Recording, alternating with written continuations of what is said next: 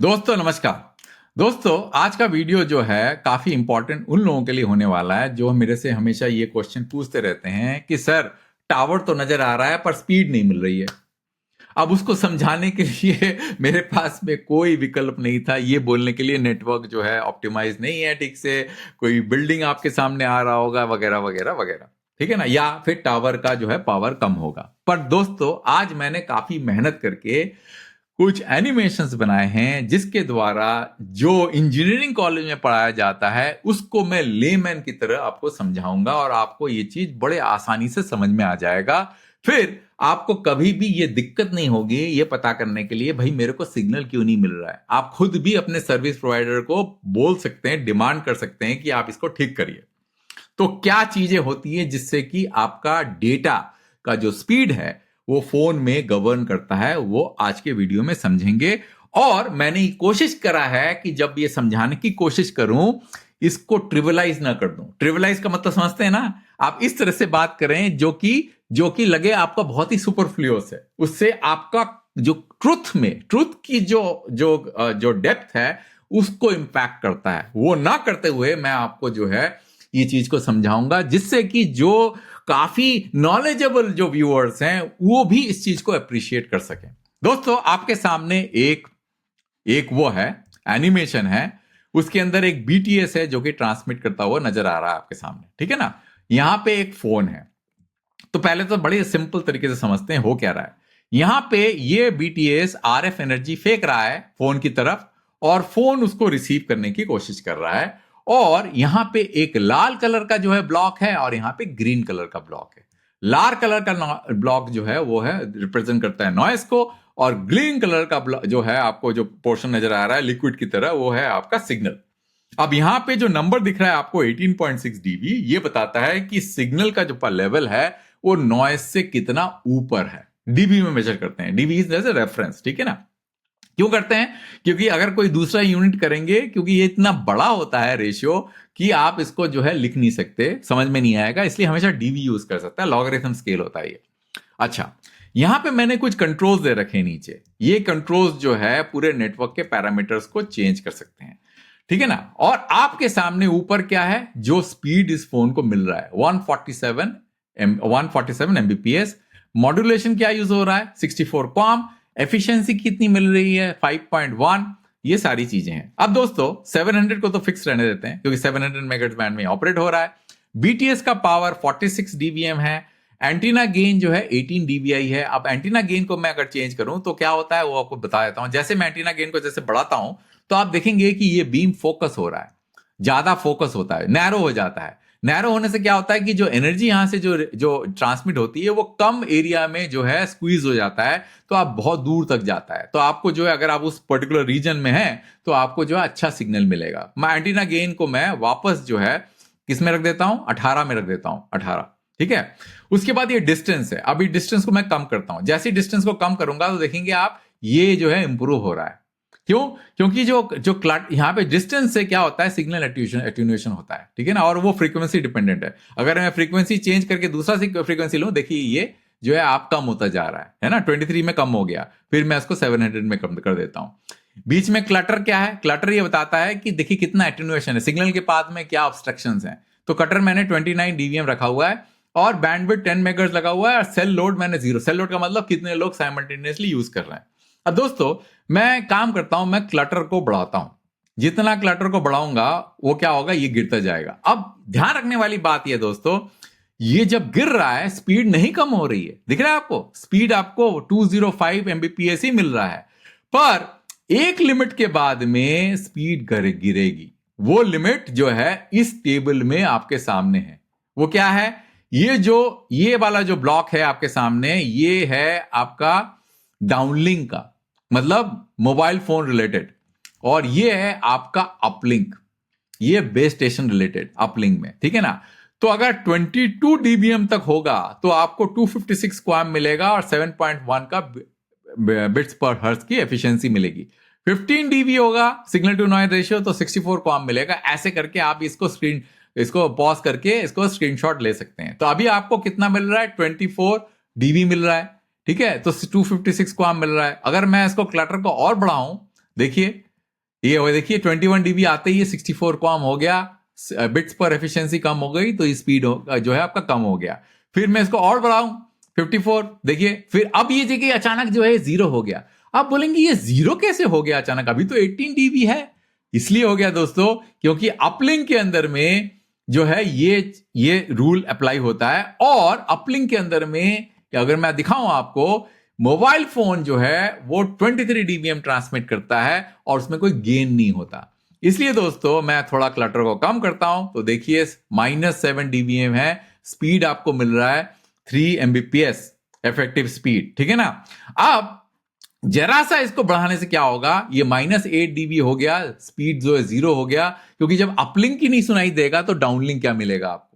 समझ रहे हैं दोस्तों, ये है आपका पहला एनिमेशन। ये सिंपल तरीके से ये बताता है कि आप क्लटर को, डिस्टेंस को, सबको चेंज करके ये सब चीजों को मैनेज कर सकते हैं। जितना ज्यादा डिस्टेंस, जितना ज्यादा, तो ये एक इक्वेशंस होता है, लिंक मार्जिन बोलता है। सबसे इंपॉर्टेंट चीज नोट करने वाली बात यह है कि जो सिग्नल टू नॉइज रेशियो एक लेवल के ऊपर होना चाहिए। इसका मतलब ज्यादा सिग्नल टू नॉइज करने से आपको ज्यादा स्पीड नहीं मिलेगी, पर अगर आपका सिग्नल टू नॉइज रेशियो इस टेबल के जो है उसमें नहीं है, मतलब विद इन दिस टेबल नहीं है, तो आपको जो है सिग्नल जो है नहीं मिलेगा, थ्रूपुट नहीं मिलेगा, ठीक है। ये हो गया आपका पहला। दूसरा जो है, आपको थोड़ा सा डीपर कॉन्सेप्ट समझने की कोशिश करते हैं। वो क्या, आप क्या करते हैं, आप 5 मेगाहर्ट्ज बैंडविड्थ यूज करते हैं, 10 मेगाहर्ट्ज बैंडविड्थ यूज कर सकते हैं, 15 मेगाहर्ट्ज यूज कर सकते हैं, 20 मेगाहर्ट्ज यूज कर सकते हैं। तो मैंने मान लीजिए 10 मेगाहर्ट्ज यूज कर रहा हूं, ठीक है। 10 मेगाहर्ट्ज यूज करने के बाद आपको अगर याद हो, जब मैंने आपको बताया था यहां होता है बैंडविड्थ, यहां पे होता है रिसोर्स एलोकेशन। इसको बोलते हैं यूएफडीएमए का एक ब्लॉक। जो आपका जो वो है, आपका जो मॉड्यूलेशन स्कीम है, उसका एक कंप्लीट ब्लॉक है, राइट। ऑर्थोगोनल फ्रीक्वेंसी डिवीजन मल्टीप्लेक्शन, ठीक है। तो अब जो है इसको समझने की कोशिश करते हैं कि ऑर्थोगोनल फ्रीक्वेंसी डिवीजन ओएफडीएमए का जो है पर्पस क्या है, क्योंकि ये डायग्राम तो थोड़ा कॉम्प्लेक्स था। ये वाला जो डायग्राम आपके सामने, इसको सिंपल तरीके से समझने की कोशिश करते हैं इस डायग्राम से। अब क्या होता है, 10 मेगाहर्ट्ज ऑफ स्पेक्ट्रम में, हर 10 मेगाहर्ट्ज ऑफ स्पेक्ट्रम के अंदर में 16 कैरियर्स होते हैं। अब 16 कैरियर्स क्या है, एक कैरियर होता है आपका 15 किलोहर्ट्ज का, जो मैंने आपको यहां दिखा रखा है। इस डायग्राम में जाके देखते हैं तो 15 किलोहर्ट्ज क्या होता है, ये एक कैरियर। ऐसे करके एक के ऊपर एक जो है कैरियर्स चलते जाते हैं, और यहां पे आपका 10 मेगाहर्ट्ज का बैंडविड्थ होता है। तो यहां आके देखते हैं फिर दोबारा, यहां पे क्या देखा आपने, ये मैंने आपको कैरियर दिखा दिया। तो कैरियर का जो साइज होता है उसको बोलते हैं सब कैरियर बोला जाता है, 15 किलोहर्ट्ज का होता है, एलटी में फिक्स्ड होता है।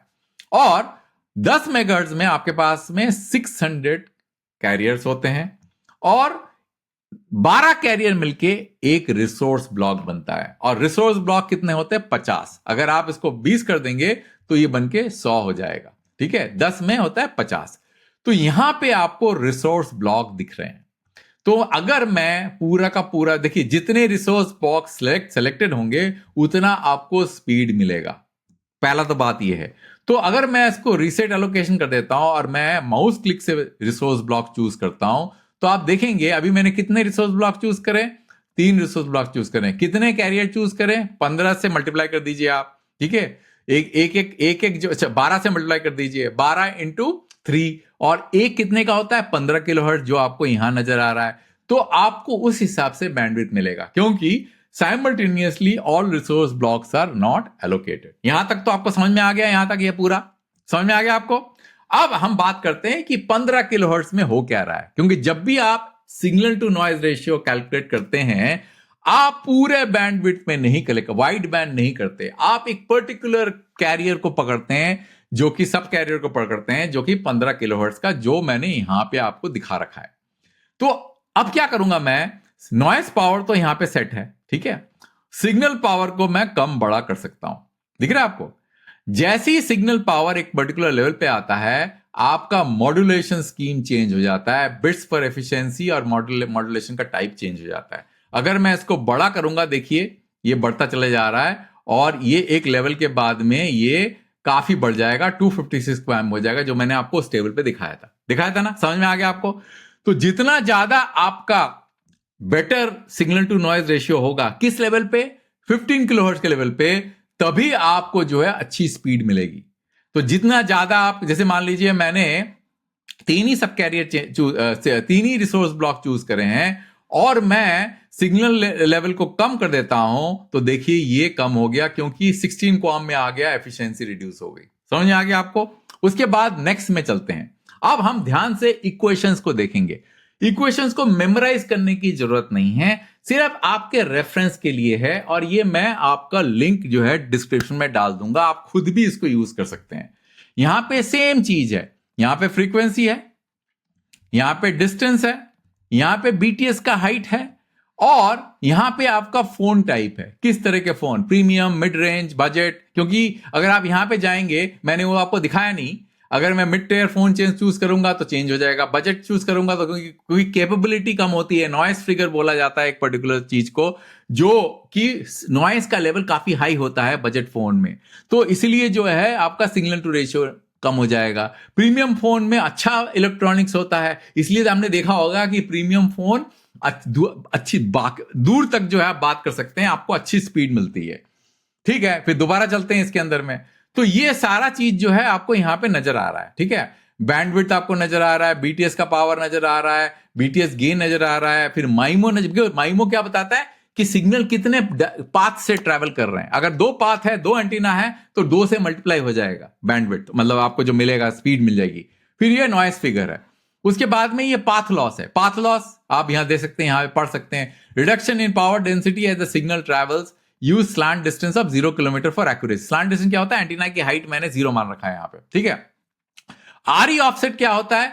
आरई ऑफसेट जो है, जो नॉइस पावर होता है उसको 15 किलोहर्ट्ज में कन्वर्ट, बिकॉज नॉइस पावर जो है हम पूरे बैंडविड्थ में मेजर करते हैं, पर हम मेजर करते हैं सिग्नल टू नॉइस रेशियो और आपका जो लिंक मार्जिन वो 15 किलोहर्ट्ज में करते हैं। तो उसको करने के लिए, उसको अलाइन करने के लिए आरई ऑफसेट यूज किया जाता है। फिर नॉइस फ्लोर क्या होता है? नॉइस फ्लोर होता है बैकग्राउंड नॉइस पर रिसीवर नॉइस क्वालिटी, जो मैंने आपको बताया।